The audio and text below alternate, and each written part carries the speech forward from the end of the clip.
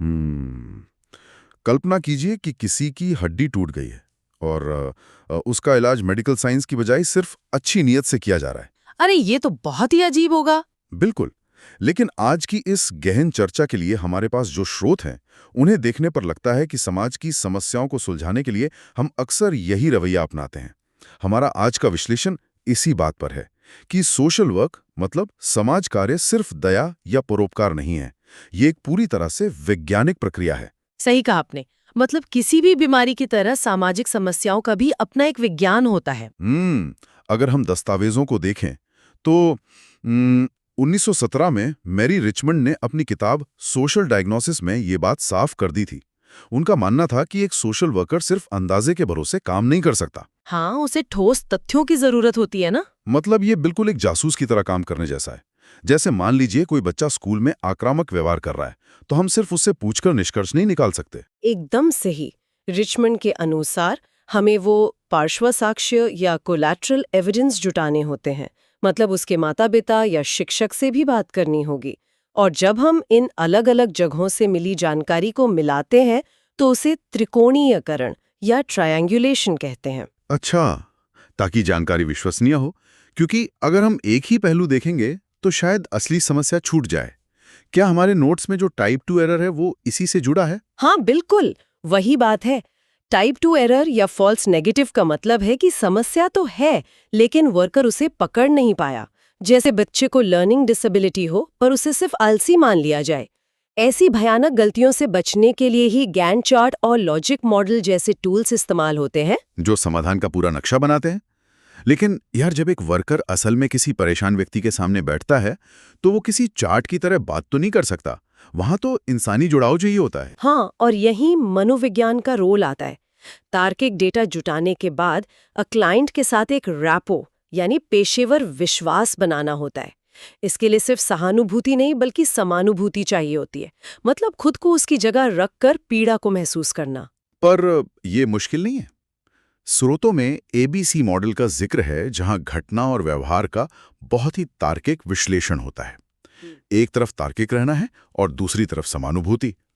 मान लीजिए क्लाइंट अचानक वर्कर पे ही गुस्सा करने लगे, तो क्या भावनाएं अलग रखना आसान होता है? ये बहुत बड़ी चुनौती है।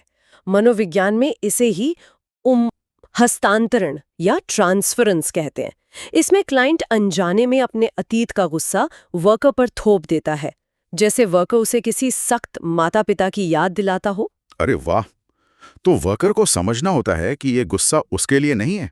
बिल्कुल, उसे इसे व्यक्तिगत तौर पे लिए बिना क्लाइंट के इलाज के लिए इस्तेमाल करना होता है। खैर, ये तो एक व्यक्ति की बात हुई, लेकिन अगर पूरी व्यवस्था ही बीमार हो तो सिर्फ एक इंसान को कब तक ठीक किया जा सकता है?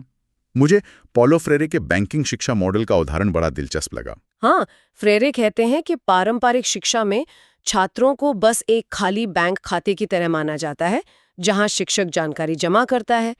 छात्र बस एक निष्क्रिय पात्र बन जाता है। सही बात है। अगर सोशल वर्क में भी हम बस बनी बनाई मदद थमा देंगे तो हम भी उसी दमनकारी व्यवस्था का हिस्सा बन जाएंगे ना। मतलब समस्या सिर्फ दिमाग में नहीं, सिस्टम में भी है। एकदम। और यही रैडिकल सोशल वर्क की नींव है।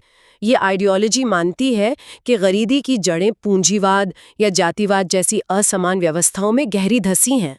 जो रेजिडुअल मॉडल की कमियों को दिखाता है, क्योंकि उसमें तो हम व्यक्ति के पूरी तरह टूटने का इंतजार करते हैं, जबकि रैडिकल अप्रोच तो सीधे व्यवस्था की जड़ों पर प्रहार करता है। इसीलिए अक्सर व्यवस्था को बदलने के लिए कानूनी कदम या लेजिस्लेटिव एक्शन बहुत जरूरी होते हैं। स्रोतों में 2005 के हिंदू उत्तराधिकार अधिनियम संशोधन का बड़ा अच्छा उदाहरण है। हाँ, जिसने संपत्ति में लैंगिक समानता दी थी। बिल्कुल।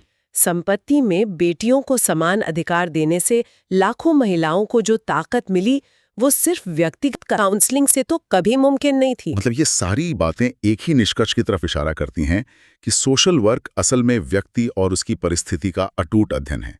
जैसे मछली को पानी से अलग करके नहीं समझ सकते। हाँ, और पानी बदले बिना मछली भी लंबे समय तक स्वस्थ नहीं रह सकती। बिल्कुल।